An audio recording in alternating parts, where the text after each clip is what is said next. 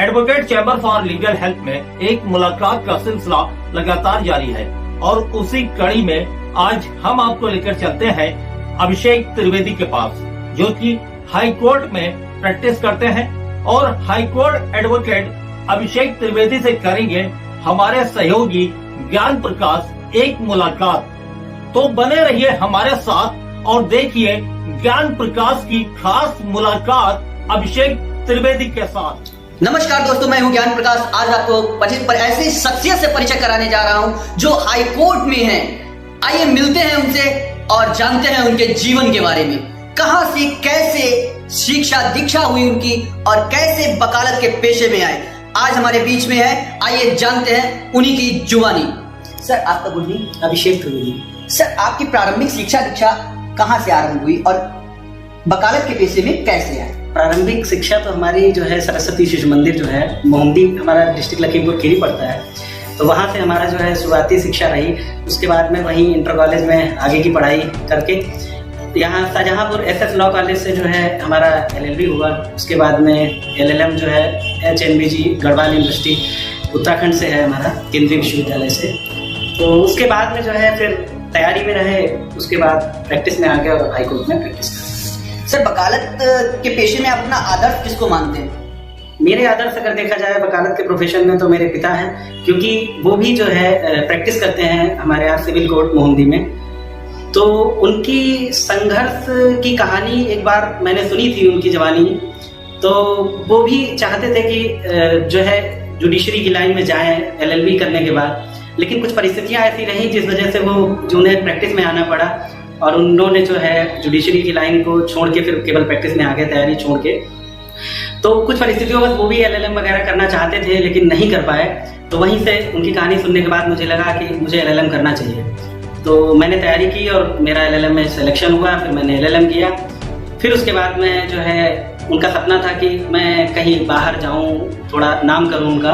तो उसके बाद मुझे इलाहाबाद हाई कोर्ट में अच्छी जगह मिल गई और सर का, हमारे जो श्री राकेश पाठक सर सीनियर है, बार काउंसिल के मेंबर भी हैं, उनका साथ मिला और उनके सहयोग से जो है मैं वहीं पर प्रैक्टिस कर रहा हूँ उनके साथ में। सर, कभी वकालत के पेशे में कभी केस डील करते हुए, लड़ते समय ऐसा लगा कि दुख और सुख दोनों एक साथ आए? हाँ, बिल्कुल होता है। कभी कभी, अभी थोड़े दिन पहले की बात है, केस लगा था तो उसमें ऐसा हुआ कि उसका जो है बेल कई सालों से पेंडिंग पड़ी थी। तो वो परेशान था बहुत ज़्यादा व्यक्ति की, मैं 2 साल से परेशान हूँ, मेरी बेल नहीं हो पा रही। और मुझे याद है जिस समय उसकी बेल हुई और उस दिन वो हाईकोर्ट आया भी था, तो जैसे ही उसकी बेल अलाउ हुई उसका भाई आया था और बेल अलाउ होने के बाद उसका भाई रोने लगा। तो मैंने कहा, भाई तुम तब भी रो रहे थे कि जब तुम्हारी बेल नहीं हो रही थी, और आज तुम्हारी बेल हो गई तुम्हारे भाई की, तब भी रो रहे हैं। तो बोले, आंसू 2 तरीके के होते हैं, दुख के और सुख के। वो दुख के आंसू थे और एक सुख के आंसू। सर, आप युवा अधिवक्ताओं के लिए क्या मैसेज देना चाहेंगे?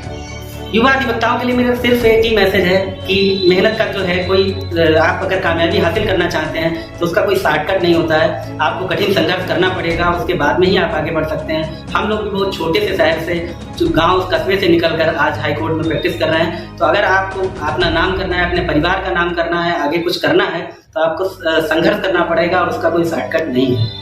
आपको मेहनत करनी पड़ेगी, किताबों में पढ़ना पड़ेगा, अपडेट रहना पड़ेगा। और इसके साथ साथ में हम लोगों का एक और जिम्मेदारी है कि हम लोगों की जिम्मेदारी समाज के प्रति भी होती है। हमारा एक उद्देश्य ये नहीं होना चाहिए कि हाँ हम क्लाइंट के प्रति लड़ रहे हैं, हमें पैसा कमाना है, कुछ है। हमारी ये भी जिम्मेदारी होनी चाहिए कि समाज सही रास्ते पे कैसे जाता है, उस दिशा में भी हमें प्रयासरत रहना चाहिए। सर, मेरा आखिरी सवाल यह है कि हाई कोर्ट में केस फाइल करने का क्या प्रोसेस है और कैसे क्लाइंट जो है वकीलों से आगे मुकदमा बढ़वाया जाता है? सबसे पहले जब आपका मुकदमा, कुछ मामलों में आप जो है सीधे हाई कोर्ट जा सकते हैं, कुछ मामलों में जो है लोअर कोर्ट की प्रोसीडिंग के बाद में आप हाई कोर्ट जाते हो। दोनों ही परिस्थितियों में जो है जब आप हाई कोर्ट जाते हो तो हाई कोर्ट में एक एफिडेविट सेंटर होता है, वहाँ आपका फोटो जो पैरोकारी करता है मुकदमे की, उसका फोटो क्लिक कराया जाता है। उसके बाद में वकील जो है उसकी पिटीशन तैयार करता है, पेपर को लेने के बाद उसका दाखिला कराया जाता है। और सबसे बड़ी बात है, बहुत से लोगों को इसकी जानकारी नहीं है। आपका मुकदमा जैसे ही दाखिल होता है उसके बाद में सारी प्रोसीडिंग हाई कोर्ट की जो है ऑनलाइन है। इसलिए मेरा सबसे निवेदन है कि जो लोग जैसे झूठ बोलते हैं या कुछ करते हैं तो उनसे सावधान रहिए। इलाहाबाद हाई कोर्ट की अपनी साइट है, उसमें आप अपना केस स्टेटस, आपका कब दाखिला हुआ है, कब जो है आपका जजमेंट हुआ, कब आपकी डेट लगेगी, सारी प्रोसीडिंग आपकी ऑनलाइन है। इलाहाबाद हाई कोर्ट की साइट पर जाइए, सारा प्रोसेस चेक करिए और खुद सावधान रहिए ताकि आप भी बचे रहें और आपका वकील भी आपके प्रति जागरूक रहे। तो देखा आपने, युवा अधिवक्ताओं के लिए बहुत अच्छा मैसेज दिया कि कर्म ही प्रधान है, कर्म करते चाहिए और फल की इच्छा ना कीजिए। अगली बार अगली मुलाकात कराएंगे फिर एक नई शख्सियत से। मिलते हैं advocate chamber for legal help.